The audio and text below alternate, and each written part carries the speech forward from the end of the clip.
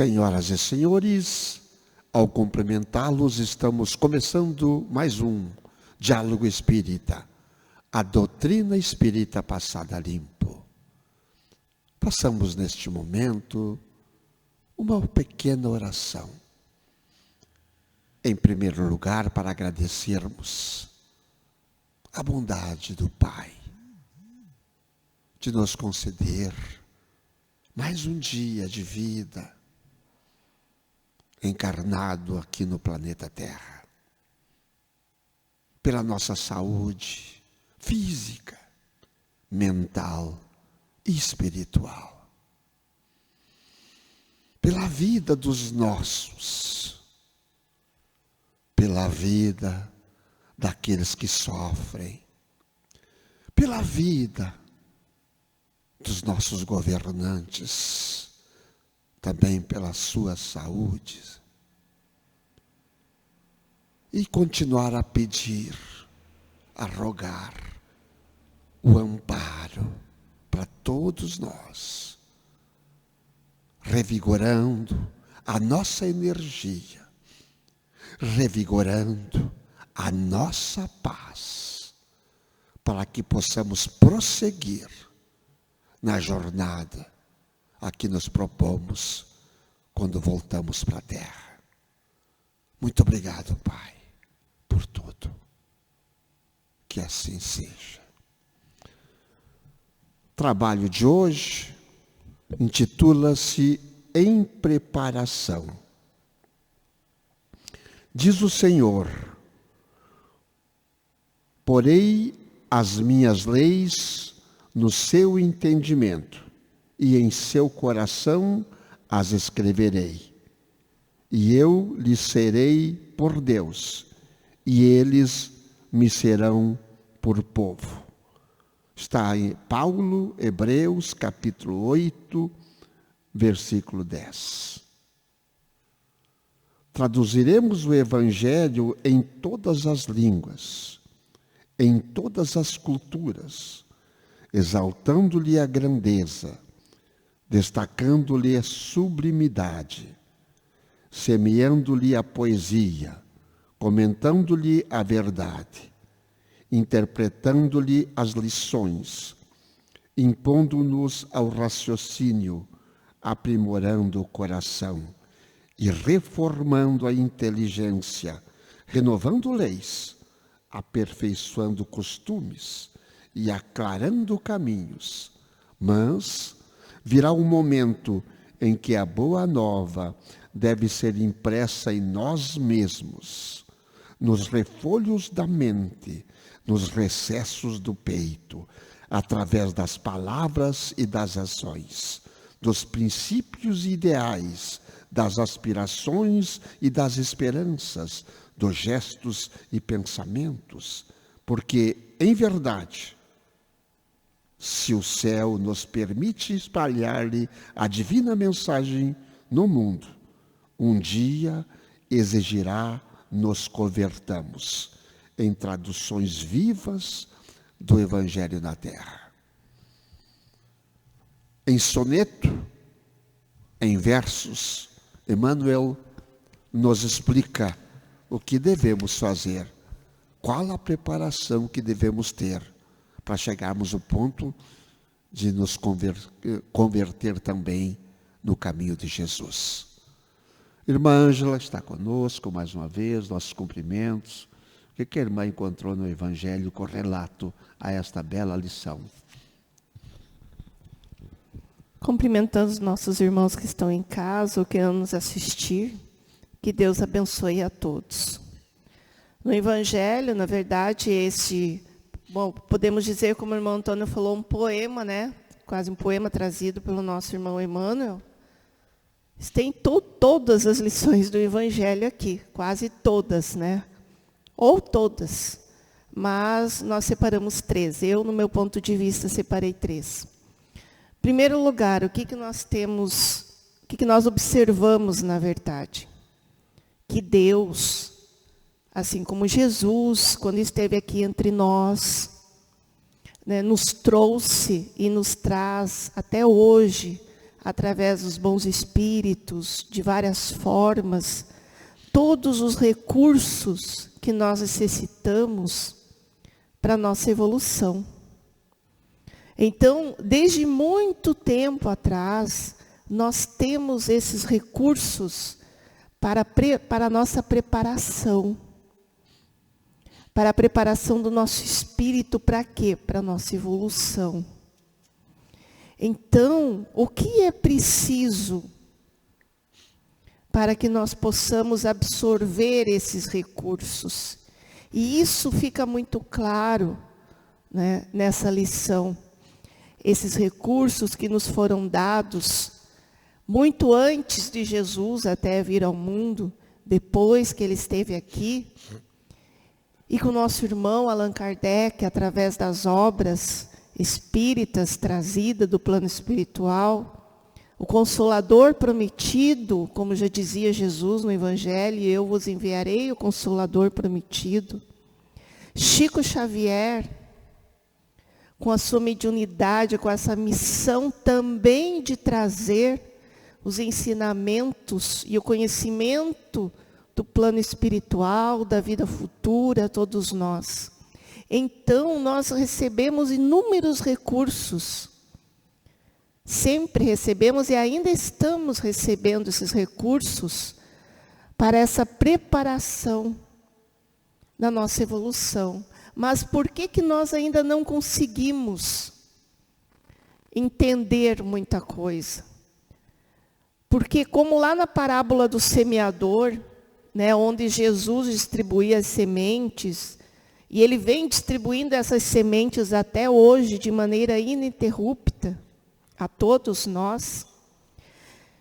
Mas é preciso que para que essas sementes germinem, elas encontrem um solo propício. É preciso que todas essas ferramentas que o mundo espiritual, Deus, Jesus, os bons espíritos, irmãos aqui encarnados, que nos trazem lições maravilhosas, possam se desenvolver em nós, nós precisamos oferecer um ambiente propício, ou uma ambiência propícia. E o que isso quer dizer? É a nossa transformação. Porque todas essas ferramentas vêm sendo nos trazidas há séculos. E o que nós estamos fazendo?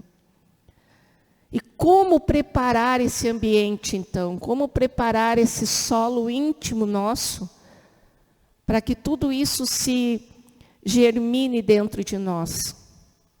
Está no Evangelho. Né? O Evangelho, como diz aqui no texto, reforma a nossa inteligência, né? Nos aperfeiçoa, abre caminhos. E aí nós temos alguns itens, o que nós temos que trabalhar em nós. E novamente nós vamos, né, repetindo, lá do capítulo 7, do item 11 e 12, do Evangelho segundo o Espiritismo, orgulho e humildade. No capítulo 11, no item 10, o egoísmo. E o 17, que eu falei há pouco, a parábola do semeador. E principalmente do item 10, o egoísmo e orgulho e humildade. Esses defeitos que a humanidade traz desde o início e que nós ainda teimamos em não extirpar dos nossos corações. Tudo isso impede que essas ferramentas espirituais, esses conhecimentos que são trazidos diariamente a todos nós, impedem que essas sementes divinas germinem dentro de nós. Nós estamos em preparação para quê? Para o mundo melhor, para o sucesso material. Nós estamos em preparação para a nossa evolução espiritual, né? Para a nossa vida futura. Porque nós nos apegamos muito no hoje. Eu me preocupo muito com as coisas que estão ao meu redor agora nessa existência apenas. E esqueço de preparar o meu íntimo. eu me preparo para fazer um concurso público, eu me preparo para a faculdade, eu me preparo para o mercado de trabalho, mas eu não me preparo para o meu espiritual, para a minha espiritualidade, para a minha religiosidade. E vós, irmão Antônio, o que vós acha desse assunto de hoje?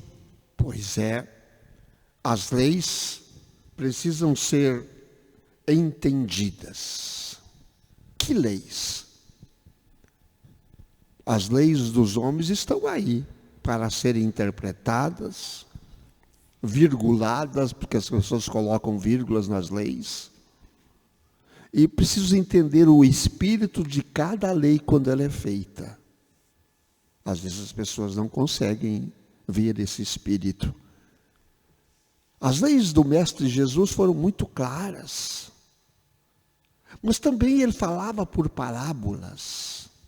Mas em todas as parábolas que ele falava, e depois vem Paulo e escreve as cartas como essa aos Hebreus, por exemplo, e que parecem complicadas, porque elas foram escritas para todos os tempos. Se fosse só para aqueles tempos, seriam bem claras. Então, as interpretações que os homens fazem, às vezes, deturpam estas leis. Mas a lei maior de Jesus é a lei do amor. Esta é a grande lei. E elas precisam, depois de entendidas, ser escritas onde? No nosso coração. Tive um sonho um dia desses, e eu dificilmente lembro dos sonhos, que eu falava num momento particular com o governador. Numa grama assim, estava ele sozinho por lá, mais uma pessoa, mais uma professora. Eu estava sentado naquela grama e ele veio conversar comigo. Nunca conversei com o governador. E ele pergunta: o que é a vida para ti? Diz: a vida precisa ser bem vivida. E a vida se contempla pela célula primeira da sociedade, que é a família. Mas como é que funciona isso? Aí deu um exemplo, o próprio governador, ele é o pai de família, ou mãe de família, tanto faz, nessa interpretação maior. Como a família é lá embaixo, tem o pai, tem a mãe, tem os filhos, funciona assim. Ele garante o sustento para a sua família, enquanto a mãe educa ou vice-versa. E dali sai toda a sociedade. E o governador é a mesma coisa. Ele tem os seus filhos mais velhos que ajudam a educar os filhos mais novos. Ajudam a educar para uma verdadeira cidadania que está faltando hoje.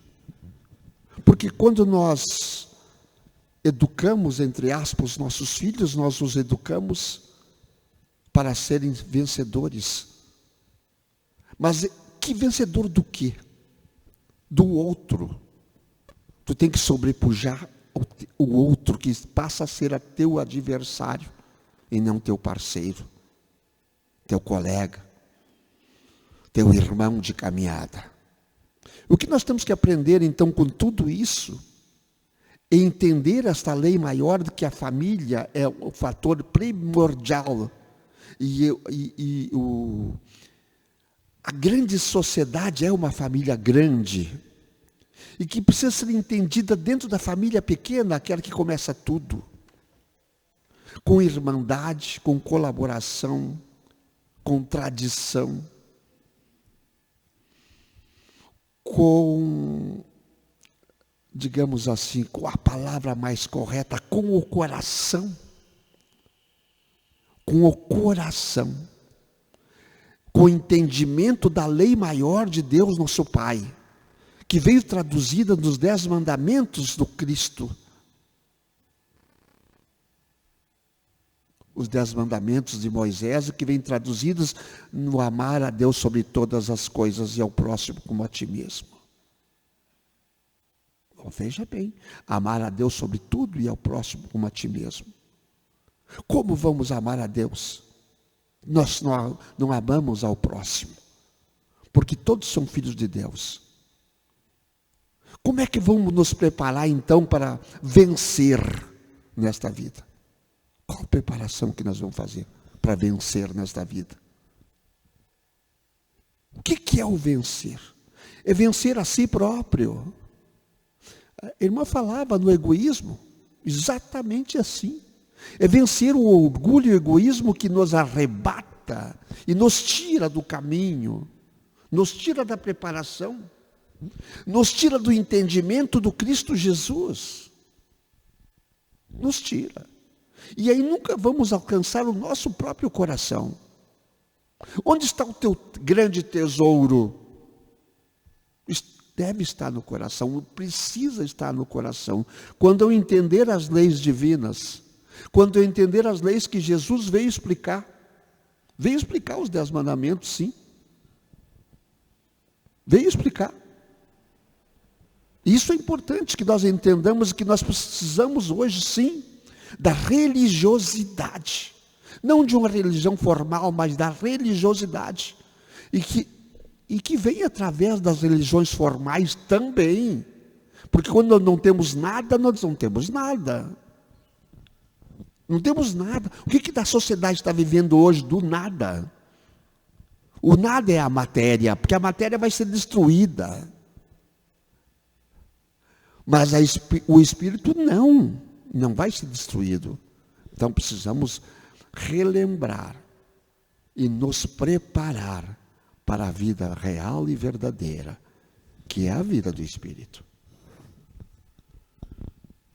Como diz aqui no texto, mas virá um momento em que a boa nova deve ser impressa em nós mesmos, né? Os ensinamentos do Mestre Jesus impressos em nós mesmos. De que forma? Por meio das palavras e das ações. Vejam só a responsabilidade nossa. Por meio das palavras e das ações.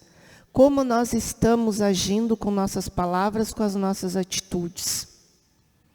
Tudo isso faz parte da nossa transformação. Se nós temos hoje o conhecimento, e a maioria de nós, eu posso dizer claramente, que a grande maioria de todos nós já temos esse conhecimento. Nós temos, nós sabemos. Né? As leis estão gravadas na nossa consciência. Cada um de nós sabe o que é certo, o que é errado e o que se deve realmente ser feito. A questão é, como falou o nosso irmão Antônio, é trabalhar o nosso egoísmo, o nosso orgulho que nos impede ainda de realmente fazer com que o nosso coração se abra para Deus. E ainda continua dos gestos e pensamentos. Então, se nós temos essa doutrina de Jesus, vamos dizer assim, esse conhecimento espiritual vivo dentro de nós, mas realmente com aquela consciência do que é amar o próximo como a si mesmo, do que é fazer ao outro como eu gostaria que fosse feito a mim, né, de trabalhar a minha indulgência, de saber perdoar as ofensas, de saber ser uma pessoa benevolente, indulgente. Quando nós conseguimos trabalhar, não vou dizer tudo, mas ao menos alguns dessas questões em nós, nós não temos pensamentos ruins, nós não temos pensamentos negativos, nós não ficamos apavorados com pequenas coisas, e isso acontece ainda conosco. Acontece. Por quê? Porque ainda não internalizamos verdadeiramente as lições de Jesus em nós.